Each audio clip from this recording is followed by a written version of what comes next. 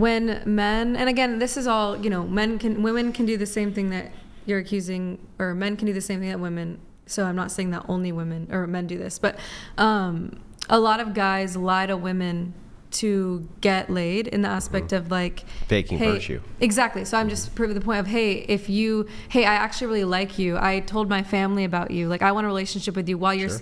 But in your values are, I want to wait, and you want to wait till like the fourth or fifth, whatever you're ready, hypothetically speaking. And a guy's like fakes it because he knows you want a relationship just to get you in bed, and then ghosts you. Like, hypothetically speaking. I don't dispute that men fake virtue to get laid. There's no doubt. Okay? Men will tell all sorts of tall tales, everything in between, so that they can get a piece. Okay? I mean, I even saw this in high school. Like, it happens. There's no doubt that it happens.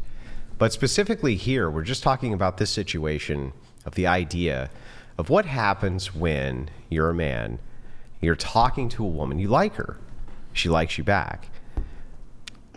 She sees that you have some sort of like higher ethic or virtue. In this virtue, you say, I'm not looking for a woman who's highly promiscuous, things like this, all the things you may talk about on a first date or even before you go on the first date. So the woman tailors her behavior to that, because you see what I'm saying? I just wanted your opinions on that. That's all. Yeah, of course both sexes can fake virtue, but this is one I can't get past. This hypothetical with Brian. This is it's an actual problem. We argue about this constantly. The two of you. Yeah. Okay. Yeah, we argue about it constantly. Yeah, he looks mad. Yeah. So I follow Christian ethics. Brian's not a Christian. He follows secular ethics, though he does have like an informed ethical belief from Christianity. It's still secular ethics. He says, man, that shit's unfair, Andrew. It's fucking unfair that a woman will sleep with 3 dudes before me, let's say, hypothetically, on the first date. But then when it comes to me, she goes, well, I really like you, so I don't want to. Right? How the is that supposed to make him feel? I think there's something really cherishable about not Cherishable? getting immediately to like just that place and enjoying time and spending time together. So like if I were the second man and that were me, yes, I'd be sad, but like so the man gets to look past it. It's always so the answer from women to this always seems to be one of two things. Well, he should look past it, right? Or hey, what does he want? Does he want me to sleep with him the first date, or doesn't he?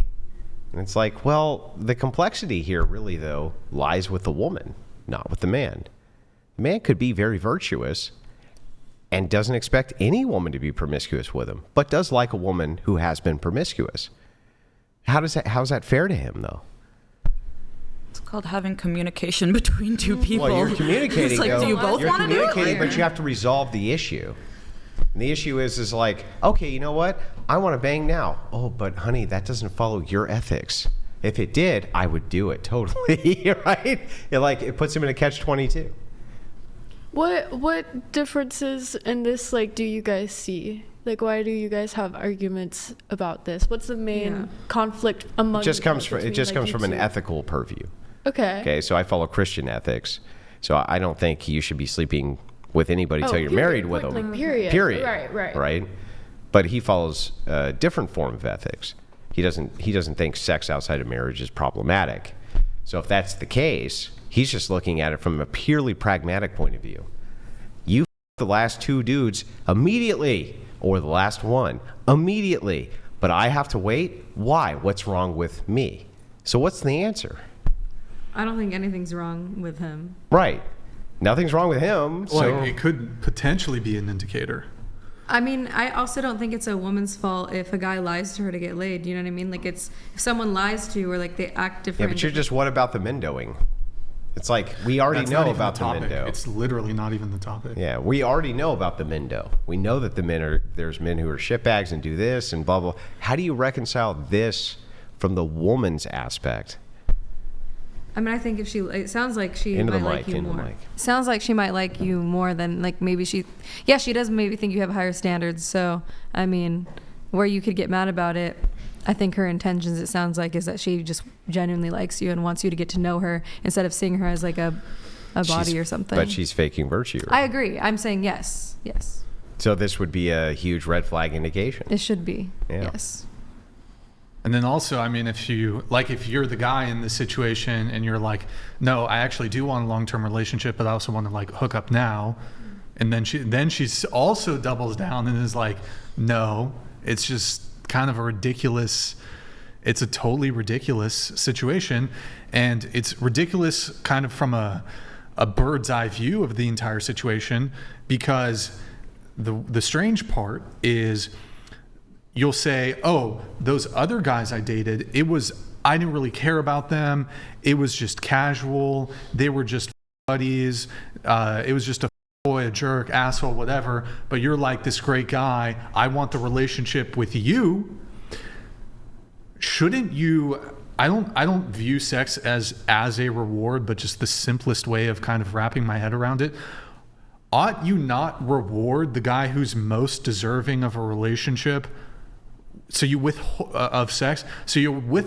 sex from the guy who's most deserving of it, and you give sex to like scumbag piece of shit men?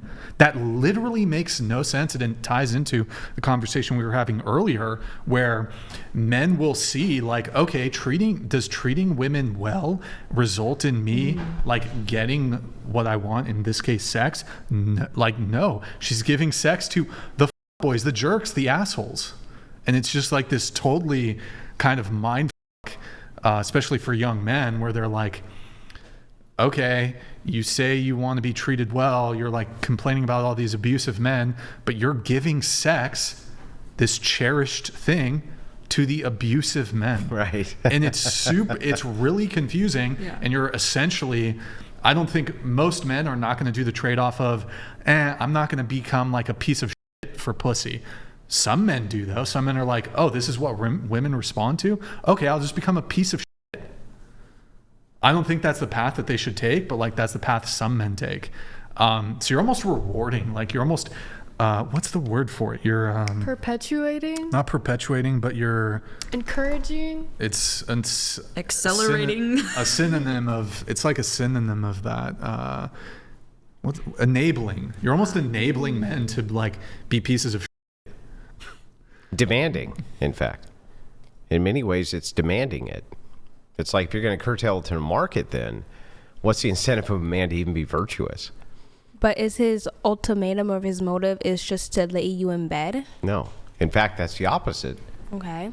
But if he's virtuous, you would assume he's looking for a woman with virtue. So if the woman is tailoring the virtue to the man who has virtue, and he figures this out, he's going to get super pissed, right? That's the idea here.